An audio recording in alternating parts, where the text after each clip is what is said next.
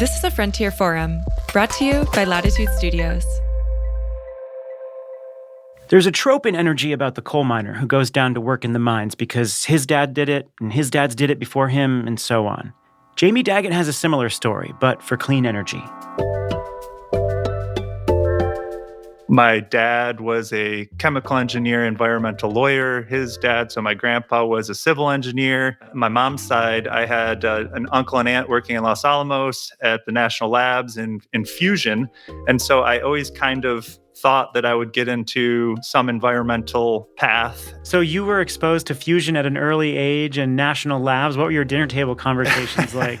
They were always really interesting. And at the time, it was just kind of normal. Actually, my uncle was one of these first thought leaders in fusion, trying to get, the spherical target for fusion, down to the nanometer of smoothness. And so when we were talking about that, it just felt like, here's what people do when they grow up. Jamie pursued mechanical engineering at Stanford, and he graduated in 2004, which was a really special moment for energy in Silicon Valley. Tesla had just built the Roadster prototype. Bloom Energy, then called Ion America, was adapting space-based fuel cells for buildings, and startups were adapting laptop batteries for the grid for the first time. Jamie was exposed to all of it. And it was a really exciting time for me. It motivated me to dive into the clean energy industry and get into startups and fuel cells, electrolyzers, batteries. I spent about 12 years launching, testing products as a wrench-turning mechanical engineer at 5 different startups.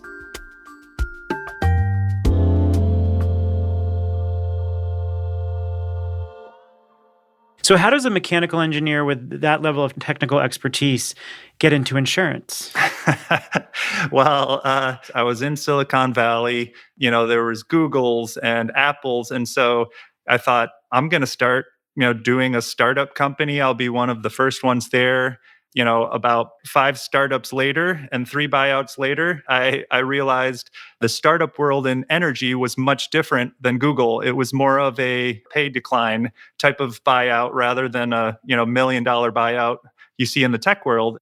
After years of ups and downs at 5 different companies, Jamie was looking to settle into something more stable. So he transitioned into independent engineering, writing bankability reports for leading battery suppliers. And so that role gave me a front row seat to the risks and opportunities around utility scale storage and also around the whole renewable ecosystem. And then out of the blue, Jamie got a message. It was from a senior person at the insurance provider Ariel Green, who asked, "Have you ever considered insurance?" He hadn't, but he looked into it, and he realized all those years inside risky startups and then assessing risk from the outside set him up perfectly for the role. And so looking back, it actually made perfect sense that everything I'd learned in engineering and startups and channeling that same type of mentality into a new tool, which was insurance, to help accelerate the clean energy transition. I'm Stephen Lacey, and in this episode, produced in collaboration with Ariel Green, we explore the critical role of insurance in unlocking growth in energy storage and other clean resources. Renewables and batteries are now dominating new capacity additions, but the industry is still evolving its approach to risk. I sat down with Jamie Daggett, Ariel Green's lead for storage and fuel cells, to chat about where those risks are and strategies to manage them. Insurance is another tool that we can use to help grow the clean energy market. I do feel like it plays sort of a unsung role behind the scenes, enabling big changes.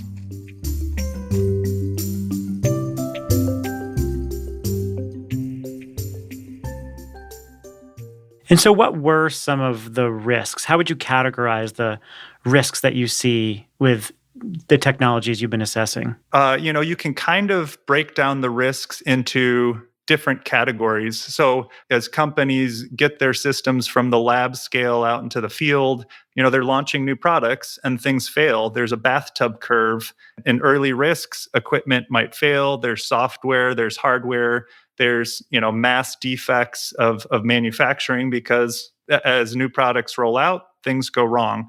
So that's more of the typical type of risk. And then there's also the more commercial type of risk. Many companies that are out there right now, or I would say most all companies, put warranties behind their product. So PV modules, for example, have all standardized on 25 or 30-year warranties.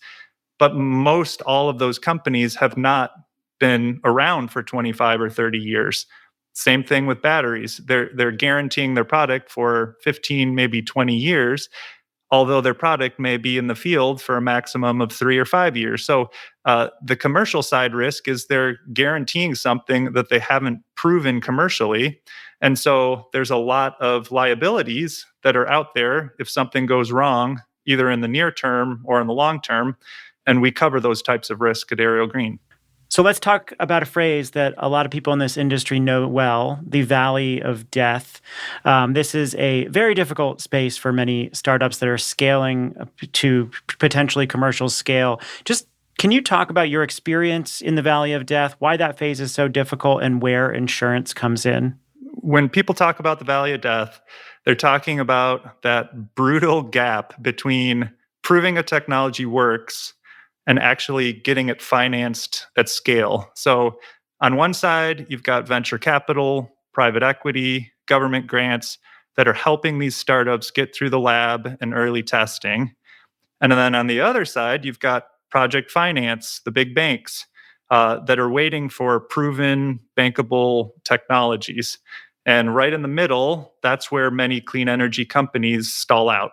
So what insurance can do to help bridge that gap is focus on providing a credit-worthy backstop so that the performance guarantees that the company is making are now held by a high credit-rated insurance company rather than a non-credit-worthy supplier. So in plain terms, a supplier will say, our systems will deliver this much energy for this many years. And investors and lenders don't just have to take their word for it. They can look at the backing from Lloyd's of London, which is, Ariel Green. We're at Lloyd's of London syndicate with a AA credit rating standing behind that promise. And what are the types of technologies or companies you're seeing currently trying to cross this valley compared with maybe a decade or two ago from the beginning of your career? Great question. So there are more mature technologies. Let's call it PV modules have matured. Polycrystalline technologies are mature. There's lots of companies, and we insure many of those companies, but they're not trying to cross the valley of death. They're competing on price, driving down their margins. The ones that are trying to get across the valley of death are the new entrants. Think of the non-lithium battery suppliers, some of the long-duration battery suppliers, many of the bioconversion companies that are out there that have a newer technology that may not be proven. There's a definition for first of a kind saying that they have systems that have been in the field at a commercial, quote unquote, commercial scale for 6 to 12 months. And, they're trying to scale up.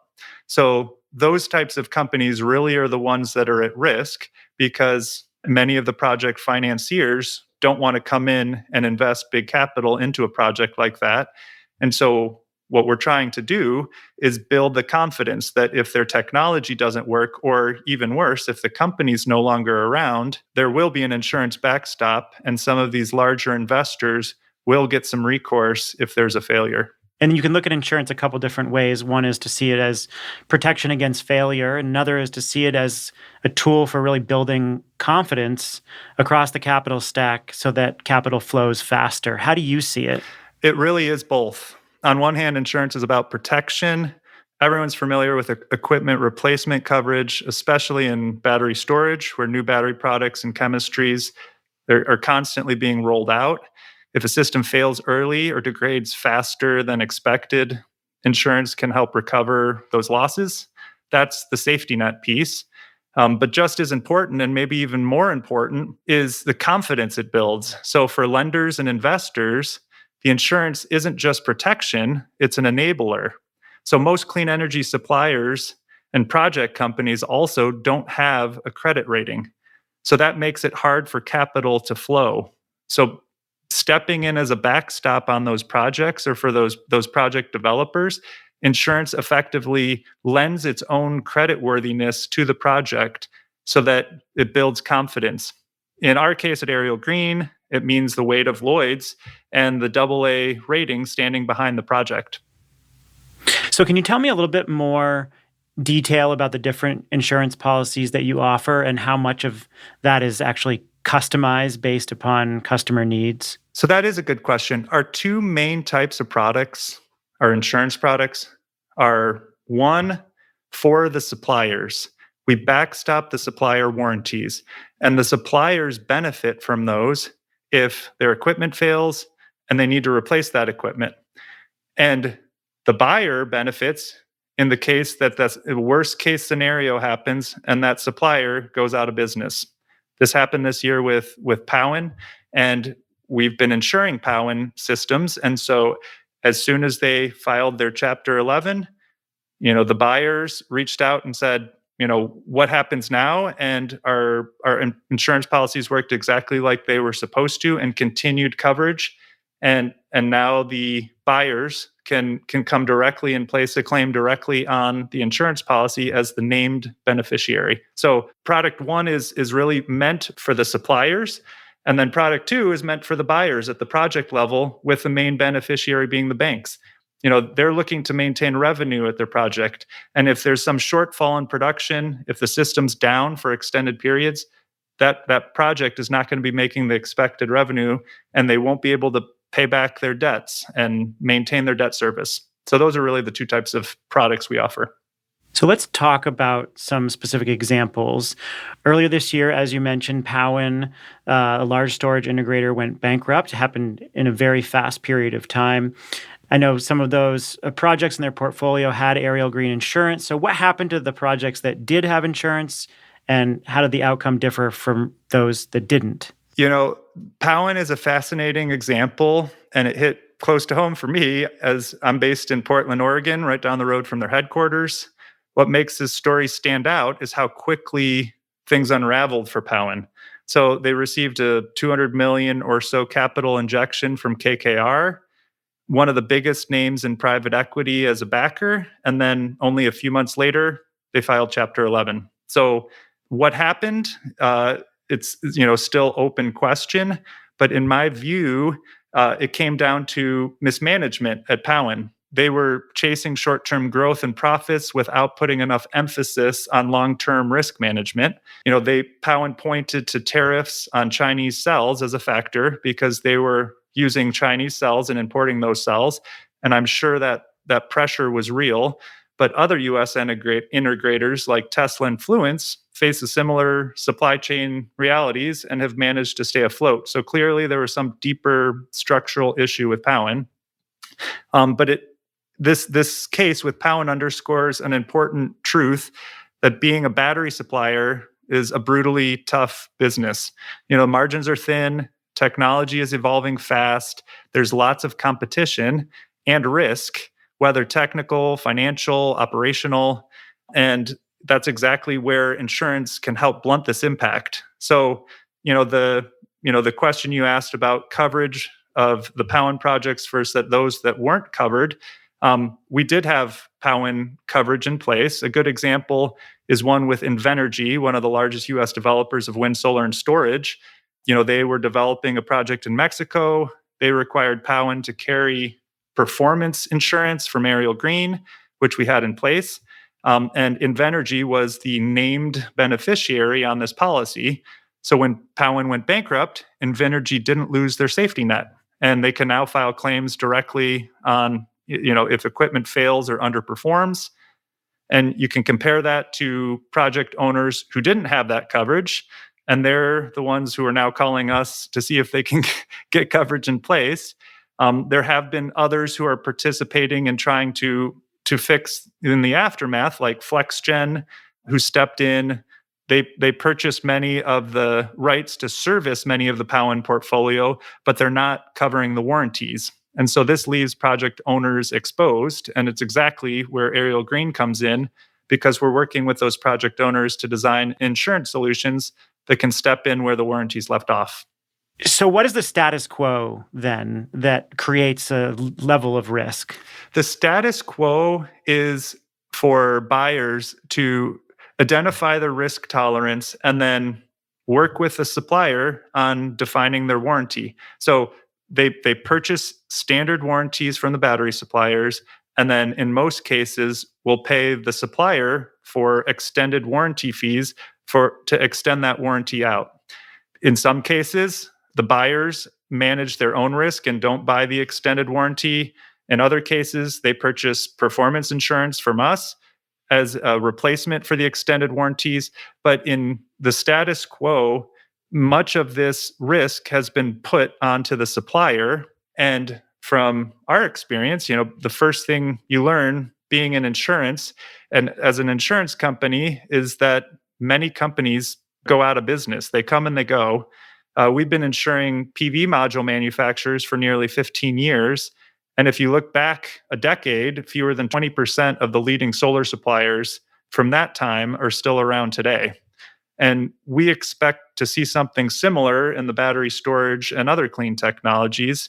So that's why we don't focus just on the supplier name. Our diligence is centered on the technology itself. Does it work? Will it last 10 to 15 or even 25 years?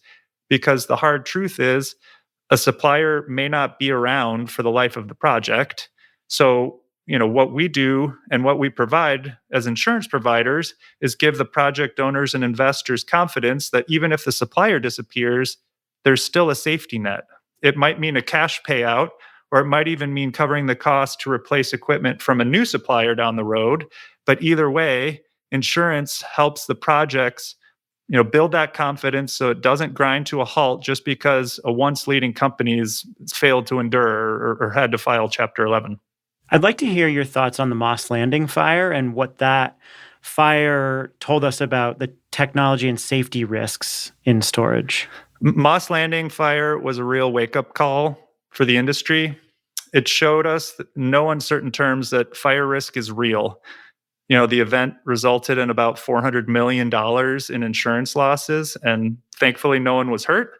But that was a striking event where the project was built to fire codes of the time, and it still burned to the ground. So since then, we've seen some big improvements. For one, system design has changed. Instead of housing huge banks of batteries in a single warehouse, new projects are often containerized. They have set spacing requirements. All of those, and even improved fire safety mechanisms inside the containers with no access to humans can't access the internals. All these are big safety improvements. On the technology side, the industry has been moving away from NMC chemistry, which was the type of battery chemistry, lithium-ion battery chemistry used at Moss Landing, towards LFP chemistry, which has a lower fire risk of thermal runaway. And finally, NFPA, actually just announced today, they have these new guidelines and codes, which is the National Fire Protection Agency, 2026. It provides better guidance on full-scale fire testing and UL 9540A compliance for both fires and explosive gases. That will hopefully be adopted broadly. So good news is battery safety has advanced significantly, but the challenge is scale. With so many more projects being built today, even rare events and like fires or explosions will still continue to happen, but each one pushes the industry to raise the bar a little higher on safety. And so I guess the other set of risks are policy risks. We're seeing massive changes in our trade policy with tariffs, foreign entity of concern rules. Then we're also seeing, tax credit changes. How do you factor those risks into thinking about insurance policies? Tariffs, FIAC rules, tax credit changes, there's no question. They've all added friction to the storage market this year and the renewables market more generally. We've seen delays, higher costs, definitely uncertainty in the market. But at the same time, this industry is no stranger to policy whiplash. Over the past few decades, clean energy has weathered lots of shifts in policy, some setbacks, some tailwinds, and the market has continued to grow. So that's the perspective we try to take at Ariel Green. Battery projects are designed to last 20 years or more, which means there'll be multiple administrations, new rules, plenty of ups and downs along the way. And our job is to help protect the owners and investors for this long horizon. So insurance is meant to provide that layer of stability, even when policy environment gets bumpy and challenges come up. It's meant to provide that safety net and keep capital flowing and projects moving forward. We're seeing a lot of action right now in the long duration storage space, and those various technologies and 8-hour plus storage present some unique technical and financial risks. What are they? How do you think about insuring them? Long duration storage is one of the most exciting frontiers right now, and it's not just hype. We're already seeing traction. For example, Ariel Green has been insuring all of EOS's deployments since the start of this year. We've been actively supporting projects as they scale. I also have a personal connection to the space. I worked at ESS here in Portland. It's a flow battery startup. And from the insurance side, what we want to see is proof of operation at commercial scale, typically 6 to 12 months before we provide coverage. So that's a real challenge in long duration because only a few markets like the UK cap and floor program are really even incentivizing these longer duration projects.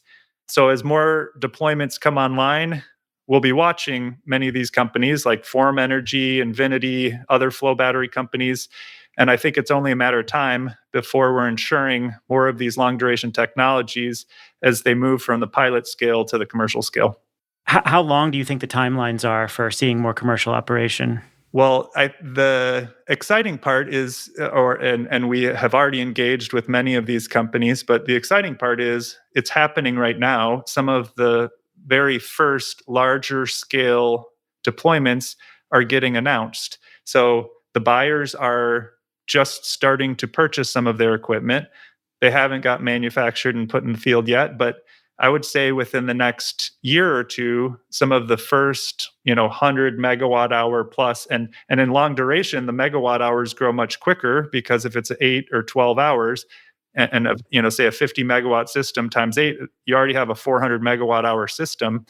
A 400 megawatt hour system could be a huge project for a new long duration company. So I'd say by 2026, 2027, we'll see some of these larger scale long duration projects just coming online. And we'll definitely be watching and likely involved in some of those. Are there any other tech trends in storage that you're keeping your eye on right now? We keep our eye on everything. So, sodium ion is a buzzword. We see sodium ion playing a part, and we're already interested in seeing how that's going to participate. I think that could potentially be a replacement in the nearer term, even. There's supercapacitors that are competing, and in some cases might have very large projects. And so, we've been in discussions and excited about that technology. And then other non-lithium type technologies. So there's thermal storage.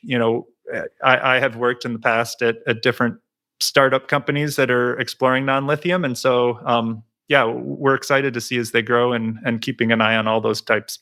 And so the industry has matured drastically over the last decade or two. Have companies matured and gotten smarter about how they think about risk? Absolutely. I used to, even 3 years ago, I would typically be interacting most with engineering leads as they evaluate their risk, or even, C-suite CEOs who are trying to take a holistic view.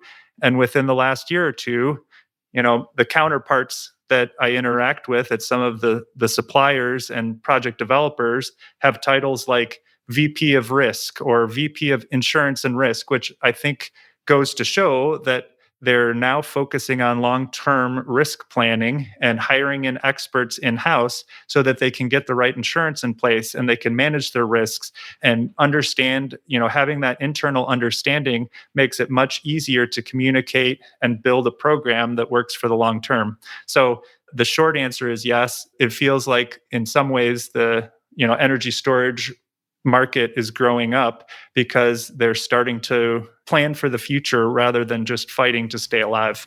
When you started working on batteries and fuel cells and electrolyzers, like, did you imagine the scale the industry is at today?